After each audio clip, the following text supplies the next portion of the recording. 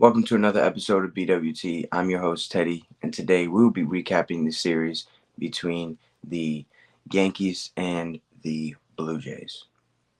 Um, Before we get started, I want to make sure that you guys are liking this video, commenting on it, sharing it with any Blue Jays or Yankees fans or baseball fans that you may know, and also click the link in the description to follow and subscribe to all of the shows on the Refuse to Lose network.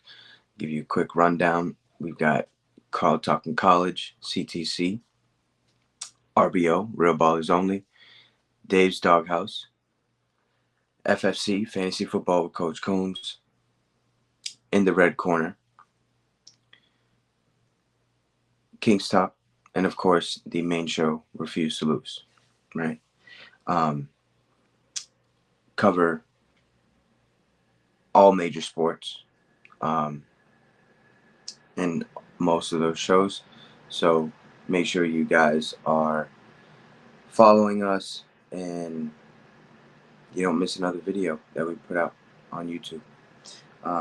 So get into game one. We got Carlos Rodon versus Jose Barrios in the bottom of the first. Vladimir Guerrero Jr. hits an RBI double. And then Justin Turner hits an RBI single um, to go up 2-0. And then George Springer hits a 3-run home run to make it 5-0. In the bottom of the second, George Springer hits his second home run of the day, his second 3-run home run of the day to make it 8-0. At the top of the fifth, Trent Grisham hits a 2-run home run to make it 8-2. And then in the bottom of the sixth, Vladimir Guerrero Jr. hits a solo home run to make it 9-2, which ended up being the final score. Losing pitcher of game one was Carlos Rodon. He went 5 innings, giving up 10 hits, 8 earned runs, 1 walk, 8 Ks. His ERA in the year is a 4.42, 9-5 on the season. And the winning pitcher was Jose Barrios, going 7 innings, giving up only 2 hits, 2 earned runs, 3 walks, 8 Ks, 3.38 ERA, and his record improves to 7-6 on the season. Yankees dropped game one of a 4-game set up in Toronto. Um, Rodon just didn't look too good this game to start, right? Lately, he's been having rough starts. Like, he just leaves the ball up in the zone, and these hitters, I've been saying it all year, major league hitters take advantage of mistakes by pitchers. Like, that's literally what hitters are going up there looking for. Obviously, they have a plan on what they want to look for pitch-wise, location-wise, but if you mess up and you miss the heart of the plate, it's probably going to get sent over the fence, and that's what happened this game. When Boone came out to take Rodon out, he was like, "No, no, no, let me finish." It's like, I get it. You wanna help the squad out, but 10 hits, 8 earned runs, buddy, it just wasn't your day, right? Move on. Rest for the next 2 days. Get right back to it for your next start, right? So we go into game two. We had Stroman versus Kikuchi. In the bottom of the first, George Springer hits an RBI single to make it 1-0. And then in the top of the fourth, J.D. Davis grounds out for an RBI to make it 1-1. In the bottom of the fifth, Vladimir Guerrero Jr. hits an RBI ground ball to make it 2-1.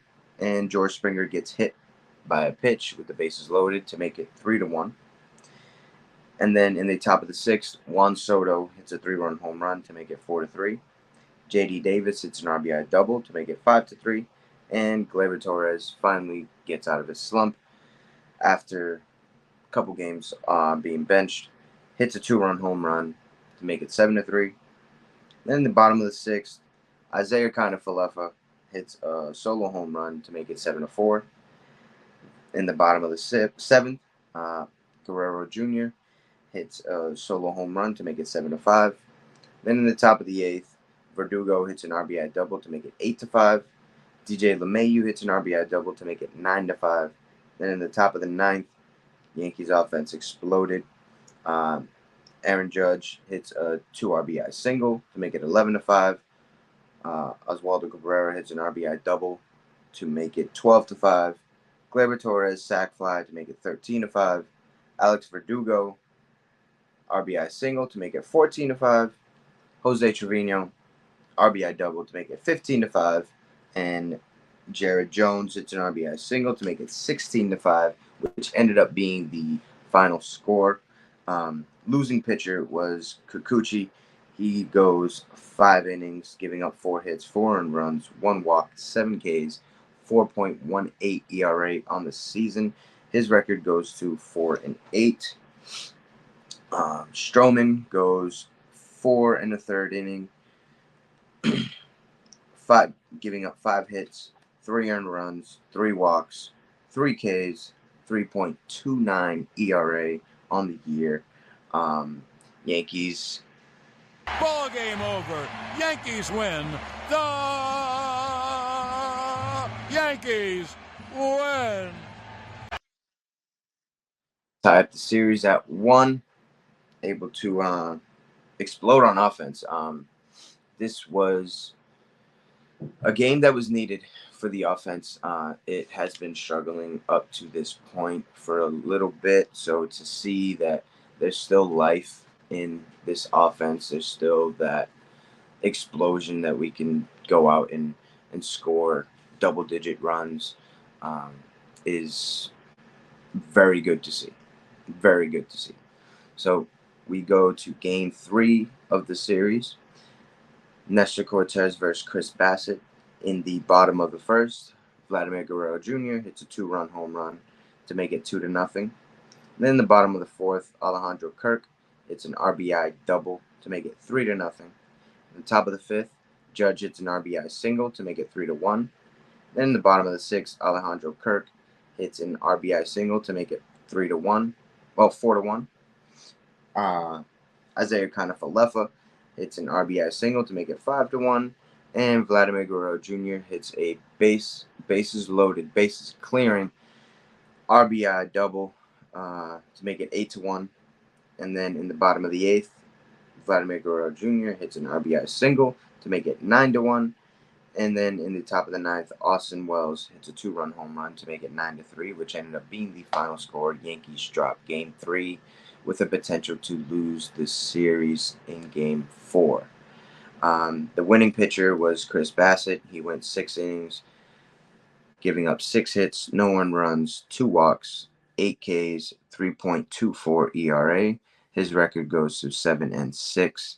Losing pitcher was Nestor Cortez, going 4 1/3, giving up 7 hits, 3 earned runs, 1 walk, 5 Ks, 3.51 ERA on the season, 4-7 on the year for his record.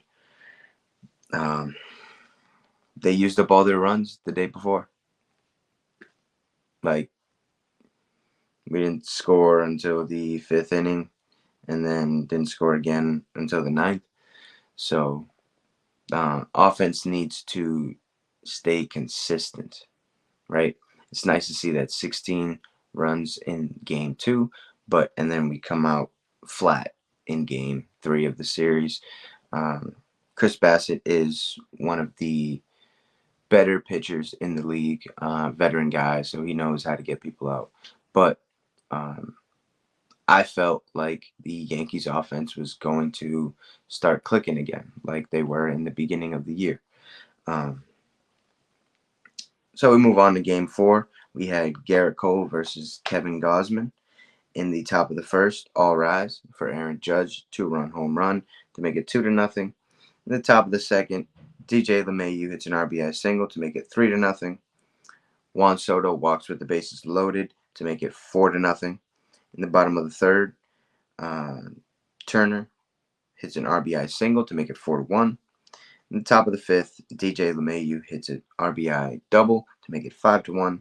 And Trent Grisham hits a 2 RBI double to make it 7-1. And in the top of the sixth, Ben Rice hits an RBI double to make it 8-1. And Game over. Yankees win. The Yankees win. The Yankees were able to tie the series. Winning pitcher was Garrett Cole, going 5 innings, giving up 3 hits, 1 earned run, 1 walk, 6 Ks. His ERA on the year goes to 6.23, and he earns his first win on the season. Record is 1-1. Kevin Gausman ends up getting the loss in this game. He goes 4 1/3, giving up 7 hits, 7 earned runs, 5 walks, 7 Ks, 4.75 ERA on the year. Record goes to 6-7. Um, Yankees were able to tie up the series. We don't get a series loss, which has been happening these past couple weeks, and we have to start winning series just to get back on the roll that we were on, right?